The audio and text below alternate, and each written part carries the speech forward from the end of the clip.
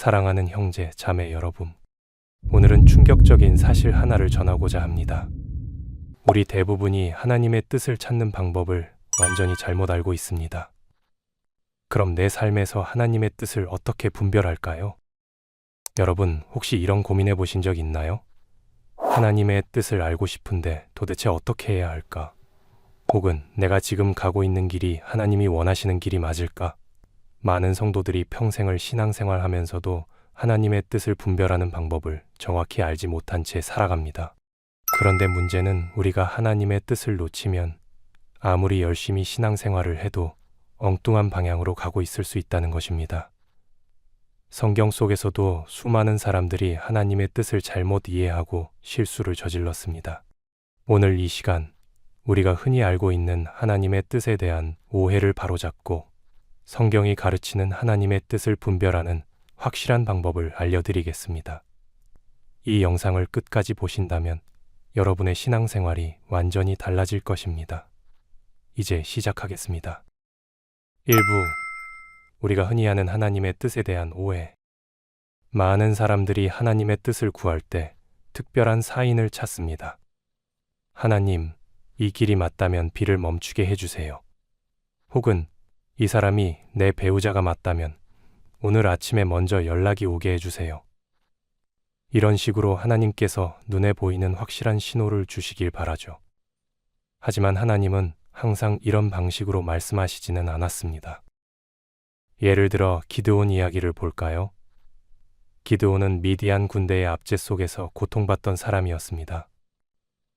하나님께서는 그를 이스라엘의 구원자로 부르셨지만 기드온은 스스로 부족하다고 느끼며 하나님의 뜻을 확신하지 못했습니다. 그래서 하나님께 확실한 증거를 보여달라고 요청했죠. 그가 사용한 방법이 바로 양털 시험입니다. 하나님, 만약 제가 이스라엘을 구원할 사람이라면 양털은 마르고 땅은 젖게 해주세요. 그런데 여기서 끝난 게 아닙니다. 기드온은 다시 하나님께 요청합니다. 이번에는 반대로 해주세요. 양털은 젖고 땅은 마르게 해주세요. 왜 그는 한 번의 사인을 받고도 다시 확인하려 했을까요? 그것은 믿음이 부족했기 때문입니다. 기드온은 하나님의 직접적인 말씀을 들었음에도 불구하고 두려워했습니다. 그래서 계속해서 증거를 찾았던 것입니다. 하지만 여기서 중요한 점은 하나님께서 처음부터 너는 큰 용사다, 내가 너와 함께 하겠다라고 이미 말씀하셨다는 것입니다. 믿음이 있는 사람은 눈에 보이는 증거가 아니라 하나님의 말씀 자체를 신뢰하는 사람입니다. 또 다른 오해는 내 감정이 하나님의 뜻이라는 착각입니다. 왠지 이게 하나님 뜻인 것 같아. 마음이 평안하니까 하나님이 허락하신 것 같아. 하지만 예레미야 17장 9절에서는 이렇게 경고합니다. 만물보다 거짓되고 심히 부패한 것은 마음이라 누가 능히 이를 알리요. 우리의 감정은 변덕스럽고 우리의 죄성 때문에 왜곡될 수 있습니다. 그렇다면 무엇을 기준으로 하나님의 뜻을 분별해야 할까요? 바로 성경의 진리입니다. 우리가 결정해야 할 순간이 왔을 때 그것이 성경이 말하는 원칙과 부합하는가를 먼저 살펴봐야 합니다. 예를 들어 정직, 사랑, 용서, 섬김과 같은 성경적 가치에 어긋난다면 그것은 하나님의 뜻이 아닙니다. 반면 성경에서 강조하는 원칙과 일치하는 결정이라면 하나님께서 기뻐하시는 응답일 가능성이 높습니다. 2부, 성경이 말하는 하나님의 뜻을 분별하는 방법. 하나님의 뜻을 분별하는 핵심은 이미 우리에게 주어진 하나님의 말씀을 따르는 것입니다. 특별한 표적이나 감정이 아닌 성경과 하나님의 성품을 기준으로 판단해야 합니다. 첫째, 하나님의 뜻은 성경에 기록되어 있다. 주의 말씀은 내 발의 등이요 내 길의 빛이니이다. 성경은 단순한 종교 서적이 아니라 우리를 인도하는 하나님의 지침서입니다. 우리가 성경을 연구하고 묵상할 때 하나님의 뜻이 무엇인지 분명히 알 수 있습니다.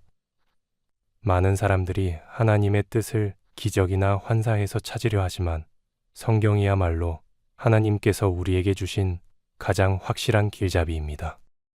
둘째, 기도를 통해 하나님의 뜻을 구해야 한다. 너희 중에 누구든지 지혜가 부족하거든 모든 사람에게 후히 주시고 꾸짖지 아니하시는 하나님께 구하라. 그리하면 주시리라. 기도는 하나님과의 대화입니다. 우리가 하나님께 우리의 고민을 솔직히 아뢰고 그분의 응답을 기다릴 때 하나님께서는 우리의 마음을 열어주시고 바른 선택을 할 수 있도록 도와주십니다. 셋째, 환경을 통해 하나님의 뜻을 확인할 수 있다. 사도 바울이 아시아에서 복음을 전하려 했지만 성령께서 막으셨던 사건, 사도행전 16장 6절을 기억하시나요? 성령이 아시아에서 말씀을 전하지 못하게 하시거늘 부르기아와 갈라디아 땅으로 다녀가 무시아 앞에 이르러 비두니아로 가져가 애쓰되 예수의 영이 허락지 아니하시는지라. 하나님께서는 때로 우리의 길을 막기도 하시고 열어주시기도 하십니다. 하지만 중요한 것은 환경만으로 결정을 내리는 것이 아니라 그것이 성경과 일치하는지도 함께 고려해야 한다는 점입니다. 넷째, 믿음의 공동체를 통해 분별할 수 있다. 잠언 11장 14절. 지략이 없으면 백성이 망하여도 지략이 많으면 평안을 누리느니라. 경건한 신앙의 선배들에게 조언을 구하는 것은 매우 중요합니다. 우리의 생각이 틀릴 수도 있기 때문에 믿음의 공동체와 함께 기도하고 의견을 나누는 것이 필요합니다. 3부. 하나님의 뜻을 분별하는 실제 적용 방법. 나이가 들수록 친구가 줄어드는 것 같을 때, 주변에 나 혼자만 신앙을 지키고 있다고 느껴질 때, 우리는 나이가 들면서 친구가 점점 줄어드는 경험을 합니다. 직장, 가정, 바쁜 일정 속에서 신앙적인 교제를 지속하는 것이 어렵게 느껴질 수도 있습니다. 하지만 성경은 믿음의 공동체 안에서 서로를 격려하라고 말합니다. 히브리서 10장 25절. 어떤 사람들의 습관처럼 우리는 모이기를 그만하지 말고 서로 격려하여 그날이 가까워오는 것을 볼수록 더욱 힘써 모입시다. 하나님께서는 우리가 관계에 어려움을 겪을 때 새로운 만남을 허락하시거나 기존의 관계를 더욱 깊게 하시는 방식으로 일하십니다. 또한 때로는 우리 주변에 신앙을 함께 나눌 사람이 없다고 느낄 때가 있습니다. 하지만 하나님께서는 언제나 함께 하십니다. 엘리야도 혼자라고 생각했지만 하나님은 그에게 7,000명의 신실한 자들이 남아있다고 말씀하셨습니다. 열왕기상 19장 18절. 그러나 내가 이스라엘 가운데 7,000인을 남기리니 다 무릎을 바알에게 꿇지 아니하고 다 그 입을 바알에게 맞추지 아니한 자니라. 하나님을 신뢰하며 우리의 삶을 그분께 맡길 때 우리는 외롭지 않음을 깨닫게 될 것입니다. 하나님의 뜻을 분별하는 것은 단순한 감정이나 표적을 찾는 것이 아닙니다. 성경 말씀을 기준으로 기도와 공동체 안에서 하나님의 뜻을 찾을 때 우리는 바른 길로 나아갈 수 있습니다. 하나님께서는 우리에게 완전한 지침을 주셨습니다. 우리의 욕심과 감정이 아니라 하나님의 뜻에 따라 살아갈 때 우리는 참된 평안을 누릴 수 있습니다.